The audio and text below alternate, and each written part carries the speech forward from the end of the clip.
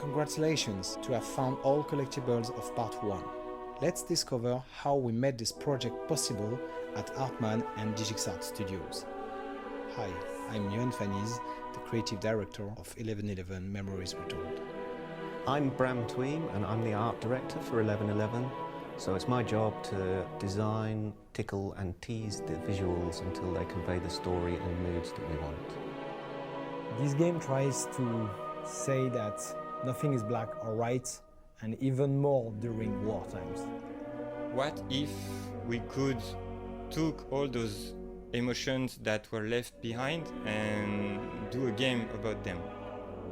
So at the beginning of Memories Retold development, it was really a linear story. But at some point we said, what if we let the player choose what character you want to play, when you want to play? It's been special to lend a voice to a narrative that feels very refreshing and different within the context of the World War I experience in games. The good thing with this game is that the player can decide, you are the master of the game. So I'm not very familiar with these video games, but I was deeply impressed how exciting that is. Both characters will change during the story, and I want the players to feel that they've travelled with them. Puzzles are there to be like, if this person was in World War I, what would they be doing at this point? You connect with what the characters do in the story. I think the art style will help convey the emotional journey by the fact that we can use things subjectively. We can use our paint strokes, angles and colour palettes and our lighting to convey more convincingly and emotively the themes. We control the painterly effect with a set of textures that will control brush size, brush type, brush direction, and that's like a second texture which just the painterly effect sees, and it will read out all that information and start applying brush strokes on top of it. It is very tricky to get an engine to perform what we're trying to do because there's a lot of performance overheads, and there's also just the fact that what we're trying to do is pretty uniquely human. So when a human's doing a painting, they make thousands and thousands of decisions about what marks to make, what colours to use, and that's the challenge we took on. How do we actually teach a game engine to paint? If just one person in the world kind of played it and got to the end of it and felt deep emotion, felt a connection to that moment in history and walked away like being thankful and thoughtful and considerate and overwhelmed by actually quite what had happened in history, then we'd have done a great thing.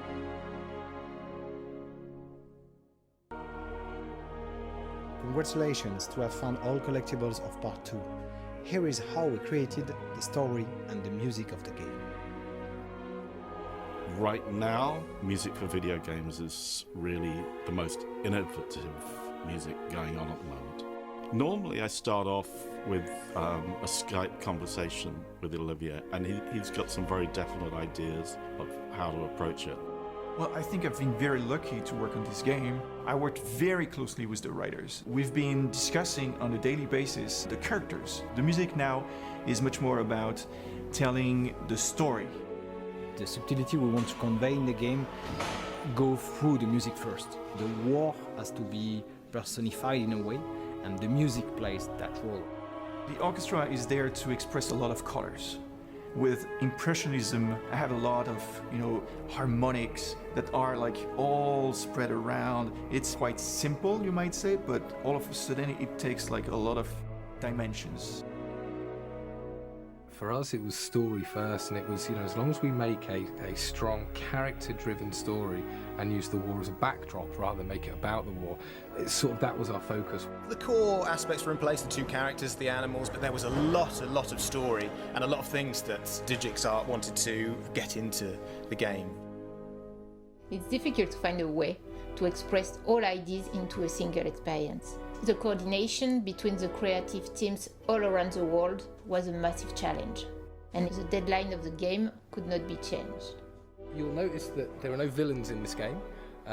Each of the characters that you think may be a villain will hopefully have a redeeming arc somewhere. When you're dealing with a subject matter like war, to talk about things in terms of good and bad and right and wrong, it just feels so absolutely wrong. We just wanted to write everybody is very, very human, and everything is just shades of morally grey. It's up to the player to kind of decide what they think is best in any given situation. There's real opportunity for there to be an emotional response.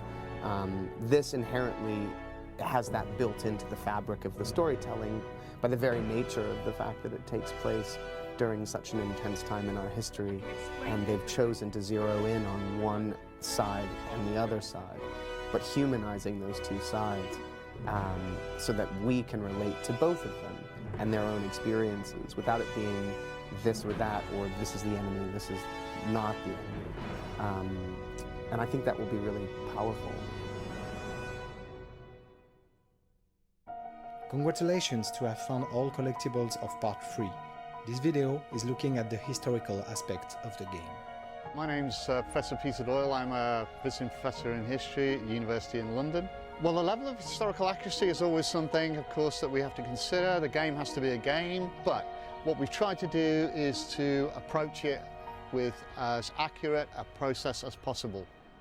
So the game starts at the end of 1916. The war has already seen massive battles which saw and expended huge numbers of men, and that's the focus of this game, the whole of this period after the end of these titanic battles and towards the end of the war. 1111 is a game, of course, and we knew there would be some give and take before we found the balance of historical accuracy and gameplay. Kurt is older. Their relationship is, you know, tenuous initially. They can't communicate at all. I love that about the game as well. The German character is speaking in German, and Harry is trying to communicate with him in English, and you know, initially it's kind of faulty. Harry and Kurt, both of them are going to the front for very, very different reasons. But they have something in common. How they feel about taking the life of someone else. This is something for them that they cannot imagine. So myself and my colleague Robin Schaefer, a German military historian, we wrote this book called Fritz and Tommy. And the idea behind that was to look at the First World War experiences of the Germans and the British, and to see their everyday lives. And one thing that we identified was just how close those guys were. What we've gleaned from all of the letters and diaries is there comes a point where there is a lull in the fighting, and there's a reason for that. The men of both sides decide, right, let's put the fighting aside, let's go into no man's land, let's do what we can for our dead, and let's respect those and each other. And so there were these impromptu communications. Again, it goes back to the real feature that men are men wherever they are, and peace is mostly in their hearts.